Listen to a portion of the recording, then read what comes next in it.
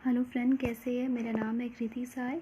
हमने Lucent series शुरू किया था जिसमें हमने ज्योग्राफी का first introductory part and then universe का फर्स्ट पार्ट शुरू हुआ। ये हमारा सेकंड पार्ट है, तो चलिए शुरू करते हैं। यहाँ पे प्लूटो से हमने नहीं पढ़ा था। प्लूटो अब प्लैनेट नहीं रहा। 24 अगस्त 2006 में चेक रिपब्लिक के प्राग में डिस्कस हुआ। इंडियन एस्ट्रोनॉमिकल यूनियन के जो टॉप इंस्टीट्यूशन है उन्होंने बताया, एक नया प्लैनेट का डेफिनेशन दिया, उसके आधार पर प्लूटो जो फिट नहीं किया। इसीलिए हमारा जो प्लैनेट है वो पहले 9 था, अब 8 हो गया। प्लूटो जो डिस्कवरी किया गया था 1930 में क्लाइड टॉम्बो के द्वारा। तो अब हमारा जो सोलर सिस्टम में है वो 8 रह गया है, जो कि है हमारा mercury, Venus, earth, Mars, Jupiter, Saturn, Uranus and Neptune. फिर यहाँ पे कुछ लिखा हुआ है प्लूटो के बारे में कि प्लूटो को जो है एक माइनर प्लैनेट सेंटर के द्वारा उससे बोला गया कि ये प्लैनेट नहीं रहेगा। फिर प्लूटो का एक कंपेनियन सैटेलाइट है कैरन, जिसका वो लार्जेस्ट एक मून है, ये जिस इंडेक्स हाइड्रा उसके तरह है। फिर इसका एक नाम दिया गया 134340। उसके बाद आते हैं, फिर यहाँ पे एस्ट्रॉयड के बारे में बताया। एस्ट्रॉयड बेसिकली क्या होता है, इसे हम प्लैनेटॉइड भी कहते हैं। एस्ट्रॉयड एक माइनर प्लैनेट होता है, ये भी सन के चारों ओर घूमता है। बेसिकली जो एस्ट्रॉयड वो घूमते हैं वो मार्स और जुपिटर के बीच में रहते हैं एस्ट्रॉयड। और ये एक डेब्रीज का बेल्ट होता है, जो कि कहा जाता है कि वो प्लैनेट बन रहे, असेंबल होते हैं, लेकिन वो बन नहीं पाते, तो इस कारण वो सन की ओर चारों घूमते रहते हैं। इसको हम एस्ट्रॉयड बेल्ट कहते हैं। अगर हम बोले तो 5000 एस्ट्रॉयड के बारे में हमने आइडेंटिफाई किया। इसका स्फेरिकल, इलोंगेटेड और इनरेगुलर शेप है। जो एस्ट्रॉयड है वो अपने एक्सिस पे भी घूमता है, हर 5 से 20 घंटे में वो अपने एक्सिस पे भी घूमते रहता है। और कुछ एस्ट्रॉयड के पास सैटेलाइट भी है। ट्रोजन एस्ट्रॉयड का बात करें तो ये जुपिटर की ऑर्बिट के पास घूमते रहता है। इसमें 2 है, जैसे एक उसके आगे और एक पीछे घूमते रहते हैं। साइंटिस्ट का कहना है कि ये एस्ट्रॉयड जो है कभी एक प्लैनेट का जगह ऑक्यूपाई किए रहे थे, लेकिन जुपिटर का इतना ग्रेविटेशनल फोर्स होने के कारण वो प्लैनेट नहीं बन पाए। उसके बाद हम मेटेयर्स और मेटेराइट्स का बात करते हैं। तो जो मेटेयर्स और मेटेराइट्स है ये शूटिंग स्टार कहलाते हैं। ये मेटेयर्स जो होते हैं ये रॉक के छोटे छोटे टुकड़े होते हैं, जो कि अर्थ के पास आते हैं जब दो एस्ट्रॉयड के बीच में कॉलिजन होता है, तब ये फॉर्म होते हैं। अगर मेटेयर्स का बात करें, ये स्मॉल होगा तो क्या होता है, जो अर्थ के सरफेस के पास आने लगेंगे तो एयर रेसिस्टेंस के कारण ये बर्न हो जाते हैं। लेकिन अगर मेटेराइट्स बड़ा होगा, लार्ज होगा, तो ये जल नहीं पाते और ये अर्थ सरफेस में गिर जाते हैं, ये तब बन जाते हैं मेटेराइट्स। जो सारा मेटेराइट्स है ये बिलीव किया जाता है कि एस्ट्रॉयड बेल्ट से ही आते हैं, और वहाँ पे कुछ एक दूसरे में कॉलिजन होता है, जिसके कारण ये अर्थ की ग्रेविटी से अट्रैक्ट होकर अर्थ के पास आ जाते हैं। उसके बाद बात करें कॉमेट जो है ये सोलर सिस्टम का विजिटर है। कॉमेट जो है वर्ड है, एक लैटिन वर्ड स्टेला से लिया गया है, जिसका मतलब होता है हेयरी स्टार। ये बहुत ज़्यादा स्पेक्टिकल और अनप्रेडिक्टेबल हमारे सोलर सिस्टम में बॉडी है। कॉमेट बात करें तो ये भी सन की चारों ओर बहुत ये एलोंगेटेड में घूमता है। एक रेगुलर ऑर्बिट इसका भी है, एक एलोंगेटेड एलिप्स। और ये बात करें तो इसका जो रिवॉल्यूशन होता है ये 100 या कभी कभी 1000 ईयर भी लग जाते हैं इसको एक रिवॉल्यूशन सन की चारों ओर घूमने में लग जाता है। कॉमेट जो है एक फ्रोज़न गैसेस से बना होता है, जो कि एक दूसरे को एक रॉकी और मेटेलिक मटेरियल से जोड़ा हुआ होता है।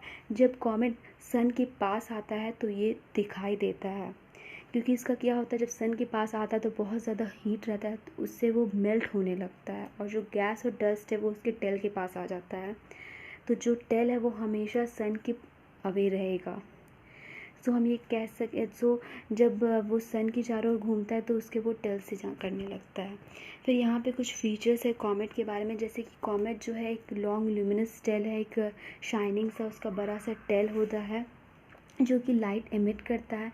ये विजिबल तभी देता है जब ये सन की ऑर्बिट के पास आता है, और जब ये सन के पास आता है कॉमेट तो इसका आइस जो है वो मेल्ट होकर उसके हेड पे आ जाता है, जिसको हम कोमा भी कहते हैं।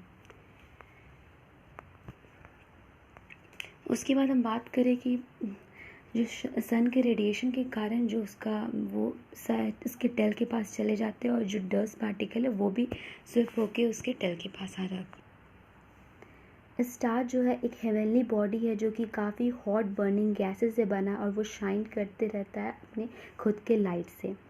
स्टार जो है हमें एक दूसरे से वो फिक्स पोजीशन पे दिखता है क्योंकि बट वो रियल में वो एक रैपिड मोशन में करता है, लेकिन वो हमसे बहुत दूर है तो हमें एक वो फिक्स पोजीशन पे दिखता है। नासा के हिसाब से जो हमारा सन के बाद जो हमारा स्टार है वो प्रॉक्सिमा सेंचुरी है और ये उससे 4.224 लाइट ईयर दूर है। अगर हम बात करें यहाँ पे कुछ स्टार का नाम, जैसे पोल स्टार जो हमारा पोलारिस है, पोल स्टार, फिर Sirius, Vega, Capella, Alpha Centauri, Beta Centauri, Proxima Centauri, ये सब हमारा है कुछ स्टार।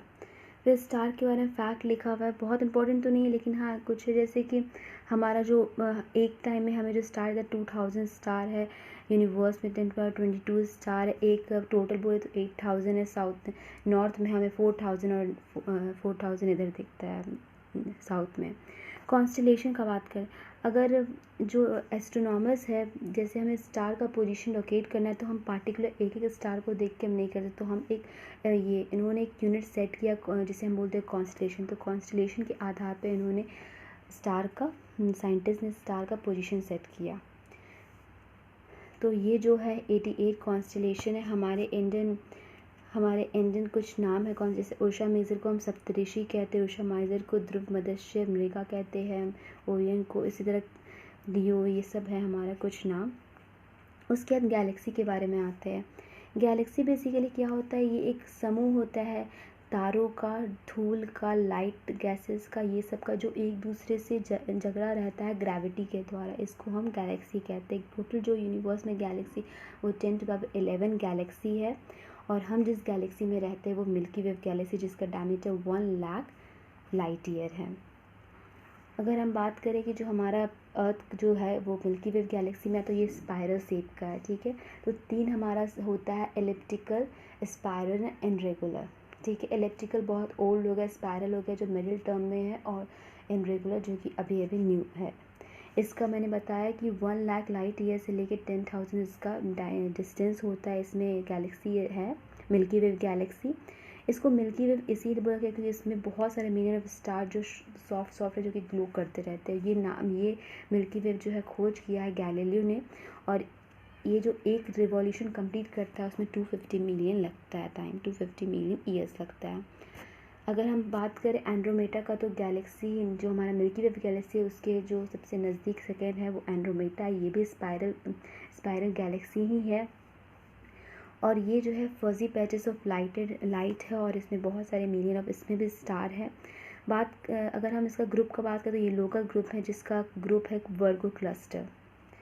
मिल्की वे भी इसी में आता है और भी बहुत सारे स्टार इस क्लस्टर में आते हैं। टोटल अगर हम बात करें तो 30 और जो गैलेक्सीज़ है वो लोकल ग्रुप के अंदर आते हैं। फिर नेबुला बेसिकली क्या होता है कि ये बहुत ह्यूज इंटरस्टेलर क्लाउड होता है गैस का, डस्ट का, जो कि फेंट और मिस्टी पैचेस लाइट का देता है जब ये स्कैटर करता है पूरे स्काई में।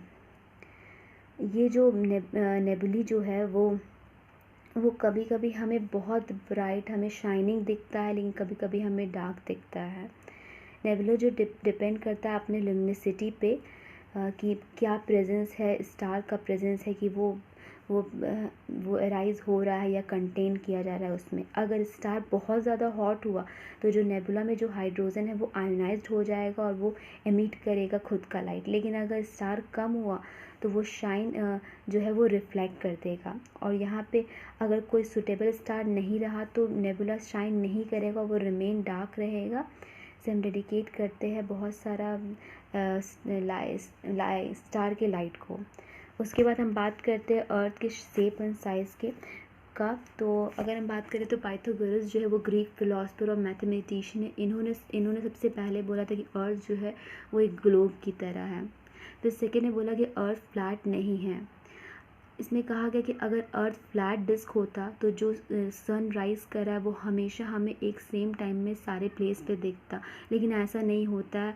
हमें जो ईस्ट में जो प्लेसेस पड़ते हैं सबसे पहले वहाँ सन, जैसे कि ईस्ट में हमारा जापान पड़ता है तो सबसे पहले हमारा सन जो है वो जापान में आता है, देन हमारा अदर कंट्री में उसके बाद जो आते हैं।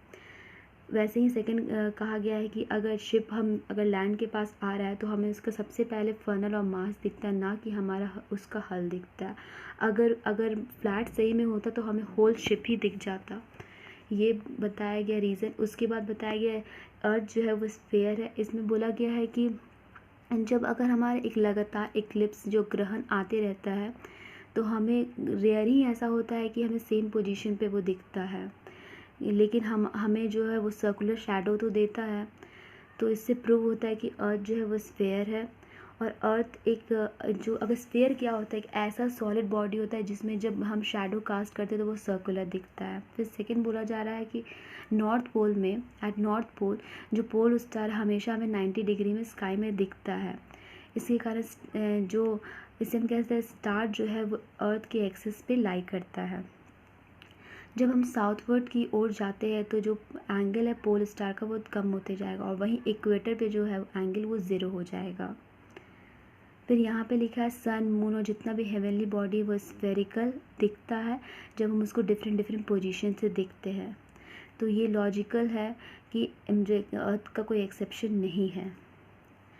जब हम स्पेस में जाकर हम फोटोग्राफ अर्थ का लिए तो ये क्लियर हो गया कि अर्थ स्फेयर ही है। अब यहाँ पे बोला कि अर्थ जो है ऑब्लेट स्फेराइड है। इसका मतलब कि जो अर्थ है ये प्रूव करता है कि ये एक पोल से जो है वो थोड़ा कंप्रेस है और इक्वेटर से बर्स्ट है, थोड़ा उभरा हुआ है, तो इसलिए ऑब्लेट स्फेयर है। यहाँ कुछ फैक्टर्स है जो कि हमें बताता है कि हमारा जो अर्थ पे कैसे लाइफ है। तो ये कुछ खास नहीं लिखा हुआ है।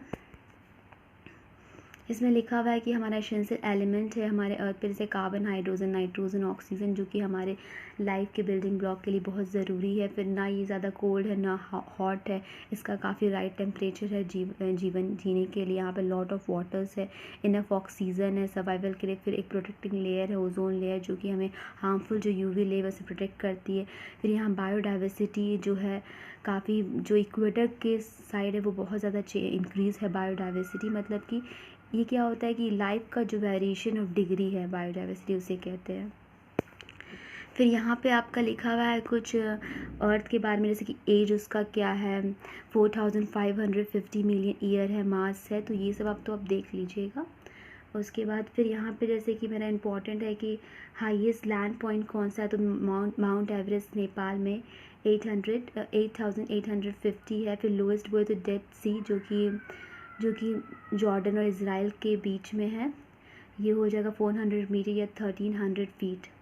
Greatest ocean deep Mariana Trench Pacific में, जो कि जापान के बगल में है। फिर मैक्सिमम डिस्टेंस